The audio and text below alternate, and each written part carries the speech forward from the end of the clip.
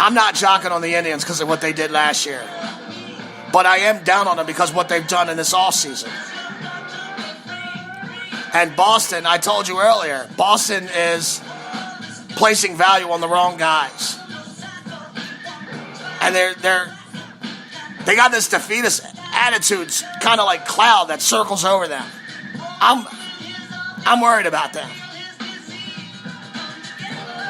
I could see Anaheim and Toronto making noise and getting in that playoff picture this year.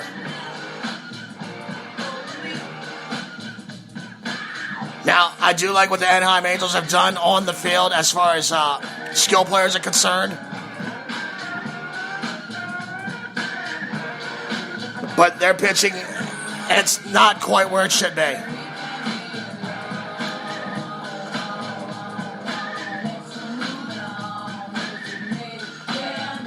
And, Shoemaker, Richards, Skaggs, I don't know. They leave a lot to be desired there. But they play good defense, and they've got some hitters.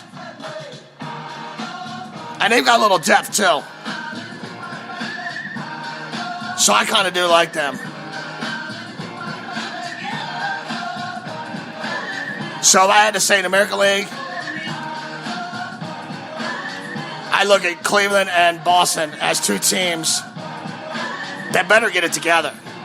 Or they could be one of those group of teams that don't go back the next year. I really think that. I like the Toronto infield defensively and offensively. I mean, when I look at the Blue Jays, I see Justin Smoke, the kid Devin Travis, Tulo, Josh, Russell Martin. And I told you, Yadier Solarte gives them depth at every single one of those positions. And he'll be ready to step in for subpar performances or injuries. Whatever, he's there. He's Johnny on the spot. Stroman, Happ, Sanchez, Estrada. I like that rotation. The question for the Blue Jays, and it's... Well, this year to be offensive production. It hasn't been offensive production. They haven't had that question in a while around them. But it's always been health and, of course, the bullpen. And this year's going to be no different.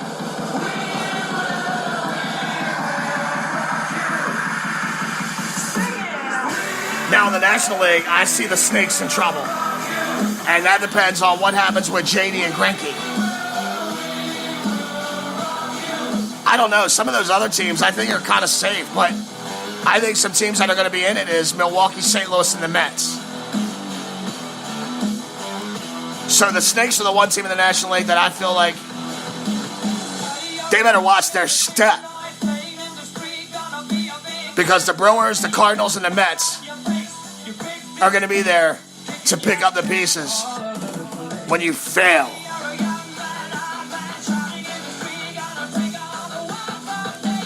You're listening to the Jake Robinson Sports Experience live out of Pawleys Island, South Carolina. Hello, everybody. Derek Moeller out of Northern Virginia. What do you think about the offseason addition of Matt Adams and the re-signing of Howie Kendrick? I think it's great. I think Matt Adams is a bargain. And I think he's a good left-handed stick off the bat. He murders right-handers. So I think that's a good pickup. And I told you last week, I think Howie Kendrick is a very good player. The only thing that worries about me is age. He's held together with rubber bands and pulleys. Last year was injury-riddled. But when he played, he had a great slash line, great on-base percentage. He can play, almost all infield positions. He can play corner outfield. So, yeah, I think that those two additions definitely help you. And Derek and I have spoken many times. I think the I think the Nats, they need to strike while the iron is hot. They need to get out of a round in playoff action. They need to go for the World Series now.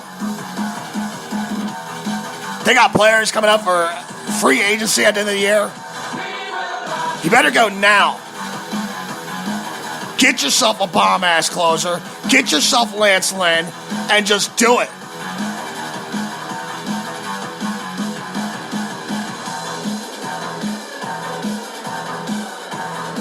They've got to.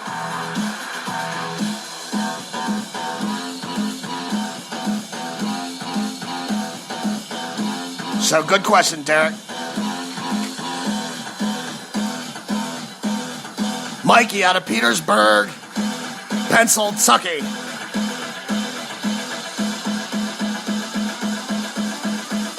Asked me.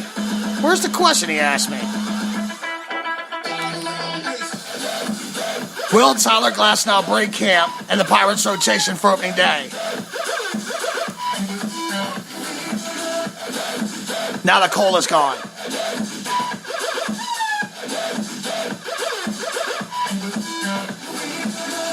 I'm not so sure, man. I expect that rotation to be Jameson Tyone, Ivan Nova, Chad Cole, and possibly Trevor Williams to open. I mean, all those guys had 25 starts last year. And I guess if one was on shaky ground, it'd be Trevor Williams. I also expect Tyler Glasnow, Stephen Brault, and Joe Musgrove to fight it out for those last two spots. Now, there's going to be pressure on management to start Musgrove because he was the second most prized piece returning in that Garrett Cole trade.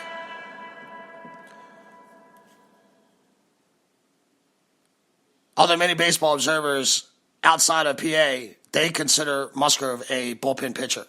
The Pirates have it in their mind that they're going to make him a starter, though. So the management's going to be under pressure to see what they got in return for Garrett Cole. Nova was dominant, lights out, one of the NL's best pitchers from the second half of 2016 through the first half of 2017. Now, he fell apart. I mean, at the seams. His second half ERA was 5.21. It was awful. And he has 2 years remaining on a club-friendly contract. I consider him a stalwart. He's in. Tyone had an excellent start, and that was sideswiped by cancer. Now that he's free of that disgusting disease, he's chomping at the bit. So, I expect Tyone to be there, but can they keep him healthy? That's the question with him. Now, Cool was the antithesis of Nova's season as he made great strides in the second half. He had a 3.63 ERA after the All-Star. And Trevor Williams pitched after joining the rotation, but in my mind, he could lose his spot. In 31 games, 25 of them starts. He went 7-9, 4.07 ERA, 117 Ks, and 150 innings pitched with a 1.31 whip.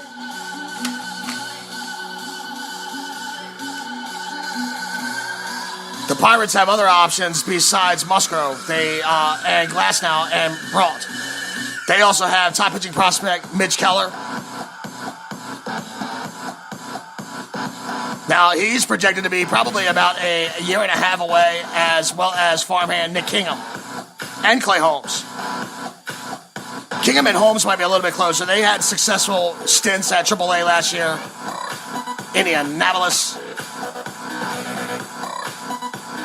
So, they have options. I guess if you're going to box me into a corner, Mikey, I'm going to tell you that the chances are pretty good he will make it, but I believe he's going to have some stiff competition between Musgrove, Trevor Williams, Tyler Glasnow, and Stephen Brault for those last two spots.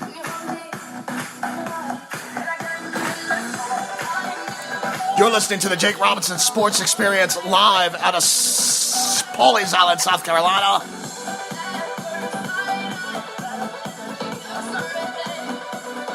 deep inside the palatial, brand new Robinson Gearing studio complex. And man, I told you, man, you guys just overwhelmed me with all the news and all the questions.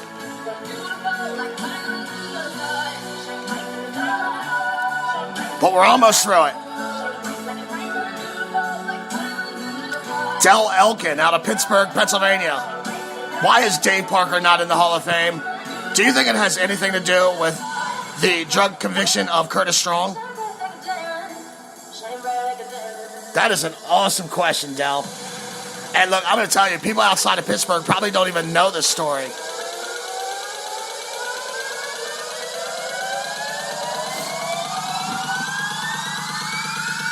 But that's why you come here, because you're going to learn. I'm going to learn you. It's my obligation. It's my birthright to spread the gospel of baseball and to inform you about what you don't know. And you should feel honored to do the same to me. Many of you are probably like, who the fuck is Curtis Strong? And what does he have to do with Dave Parker?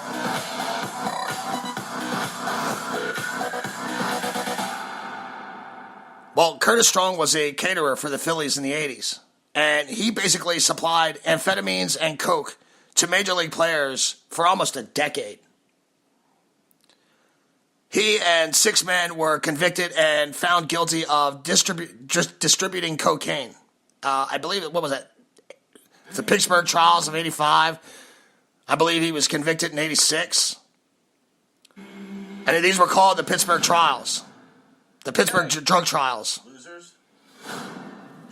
That's not a knife. That's a knife. Look at that.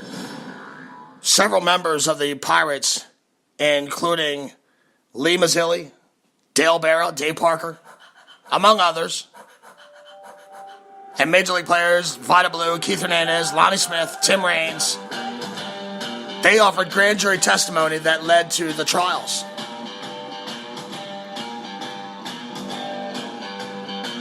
Former Pirate slugger John Milner talked about gathering amphetamines from Hall of Famers Willie Stargell and Willie McCovey. I mean, it all came out. Everybody was snitching on everybody. They're trying to save their own ass. John Milner also said he brought 2 grams of yayo into Three Rivers Stadium for $200 during a Pirates-Astros game. So dudes are making coke deals during the baseball game, and they're meeting up in the Three Rivers Stadium bathroom to exchange drugs.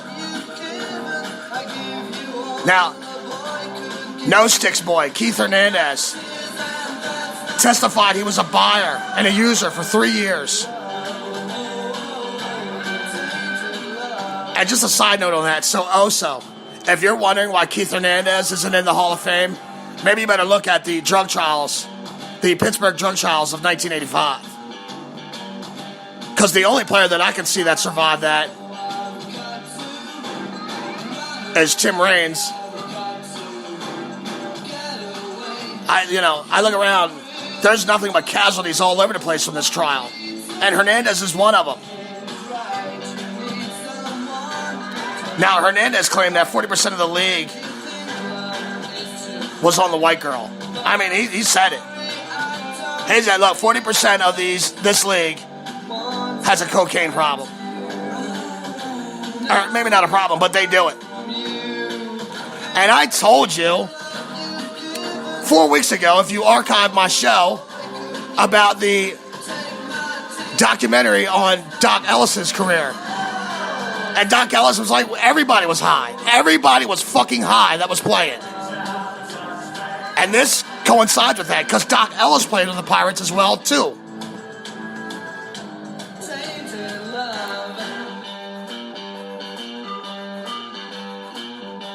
Tim Raines, he basically, in his trial, he said straight up, if you ever saw me steal a base and slide headfirst into that base, you knew it was because I had a couple vials of cocaine in my back pocket that I didn't want to crash.